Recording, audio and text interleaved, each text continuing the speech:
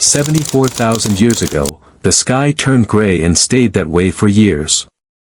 Somewhere in Indonesia, a volcano had just detonated with a force no human being would ever witness again. The ash reached Africa. It reached India. It reached the upper atmosphere and stayed there, blocking the sun, dropping temperatures around the entire planet. For decades, scientists told this story one way: humanity nearly died here. Some estimates put the surviving population in the low thousands. A species standing at the edge of extinction. But new evidence from a single site in Ethiopia is telling a very different story. Not a story of near collapse, a story of exactly how a small group of humans looked at a dying sky and changed everything about how they lived, fast enough to survive it. This is that story, and it might be the reason any of us are here at all. The eruption is called Toba. It happened on the island of Sumatra, and by volume, it is the largest volcanic event of the last 2.5 million years. To put it in perspective, imagine the eruption of Mount St. Helens in 1980, then multiply the material ejected by roughly 1,000 times. Ash from Toba didn't just cover Indonesia. It fell in layers thick enough to measure in India, more than 2,000 kilometers away. It circled the globe in the stratosphere. And the leading theory for decades was simple, and genuinely terrifying: this eruption triggered a volcanic winter. Years of darkened skies. Years of dropped temperatures. A climate catastrophe severe enough to collapse ecosystems across 2 continents. And there's a reason scientists believe humans nearly went extinct alongside those ecosystems. It's written into our own DNA. Modern humans have unusually low genetic diversity for a species our size and age. Population geneticists have long pointed to a bottleneck, a period where our entire breeding population appears to have shrunk dramatically. For years, Toba was the leading suspect. The theory even had a name: the Toba catastrophe theory. Humanity, reduced to a few thousand individuals, clinging on in isolated pockets while the rest of the world froze in ash. It's a compelling story. It's also, according to the newest fieldwork, probably wrong, or at least, radically incomplete. To test the extinction theory, you need more than ash. You need a site where humans were clearly living before the eruption, and clearly still living after it, with nothing missing in between. That site exists. It's called Shinfa, Metemma, 1, in the Shinfa River Valley in northwestern Ethiopia. Researchers, led by a team from the University of Texas at Austin, spent years excavating this location. And the tool they used to date everything precisely wasn't the bones themselves, it was something almost invisible. Something called cryptotephra. Cryptotephra are microscopic shards of volcanic glass, thrown so high into the atmosphere during an eruption that they travel across entire continents before settling to the ground. Individually, they're smaller than a grain of sand. But each one carries a unique chemical signature, a fingerprint that can be traced directly back to its volcano of origin. By sifting through sediment layer by layer, the team found Toba's fingerprint buried in the soil at Shinfa, Metemma, 1. Now they had a fixed point in time. A single line in the dirt that said, everything below this happened before the eruption. Everything above it happened after. And when they looked at what was sitting directly above that line, the layer representing the years immediately after the eruption, they didn't find silence. They didn't find an abandoned site. They found people. Living, adapting, still there. Here's what the evidence actually shows. Stone tools continue, layer after layer, with no gap.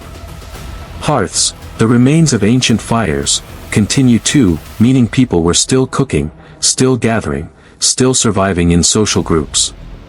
Animal bones continue to show up in the debris, meaning hunting never stopped. If this population had collapsed the way the old theory predicted, this is exactly the kind of site where you'd expect to see the evidence disappear. Instead, the record doesn't just continue, it changes. And that change might be the most important discovery in the entire study.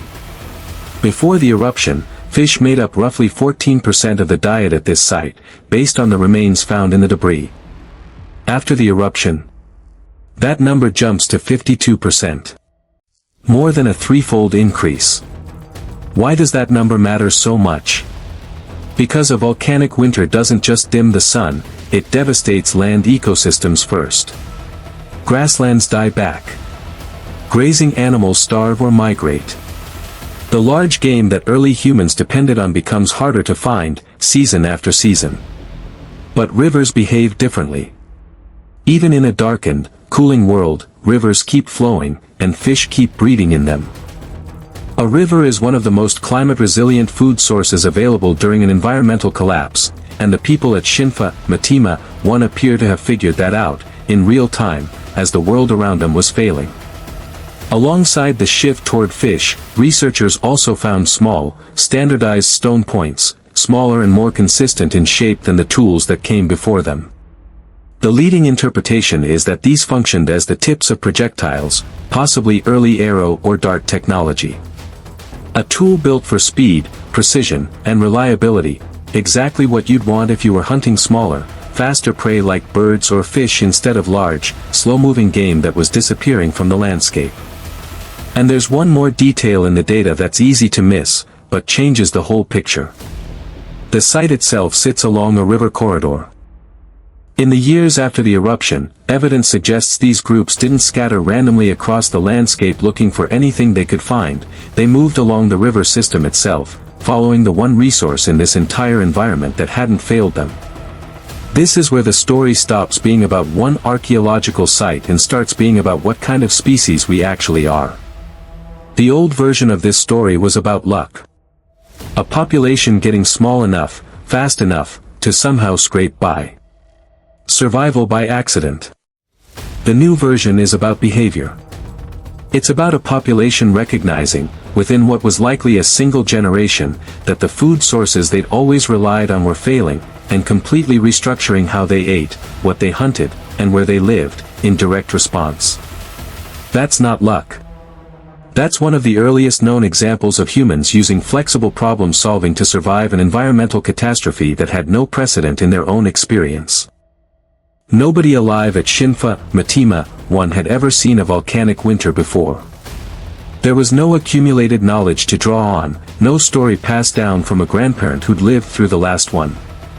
This was a genuinely unprecedented crisis, and the response to it looks less like panic and more like problem solving under pressure. It's worth being careful here, this is one site, one valley, one population. It doesn't prove every human group on Earth responded this way, and researchers are still debating exactly how widespread the population decline actually was elsewhere. But it's now clear that the old picture, total, uniform, near-extinction collapse, doesn't hold up everywhere the evidence has been checked. In at least this one place, at exactly the moment the sky turned gray, humans didn't just endure. They adapted. There's a reason this story feels relevant, 74,000 years later. Every one of us alive today is descended from people who lived through some version of this. Not necessarily Toba specifically, that debate continues, but generation after generation of ancestors who faced environmental shocks with no manual, no precedent, and no guarantee of survival, and found a way through anyway. The behavior at Shinfa, Matima, 1, noticing a collapsing food source, and pivoting toward the one resource that remains stable, is a strategy any of us would recognize today. It's the same instinct behind diversifying when one part of your life fails. It's the same instinct behind following the thing that still works instead of chasing the thing that used to. We tend to think of our ancestors as fragile, barely holding on, one disaster away from disappearing. The truth the evidence keeps pointing to is closer to the opposite. Not invincible. Not lucky. Adaptive. So the next time you hear that humanity almost went extinct 74,000 years ago, remember what the ash actually left behind. Not evidence of a species clinging to survival by chance, evidence of a group of people who watched their entire world change, and changed with it. Which detail stuck with you most? The ash that traveled across an entire ocean, the diet that flipped from 14% fish to 52%, or the idea that this adaptability might be sitting in your own DNA right now? Drop your answer below, and tell me where in the world you're watching this from. If you want the next deep dive into humanity's closest calls, subscribe.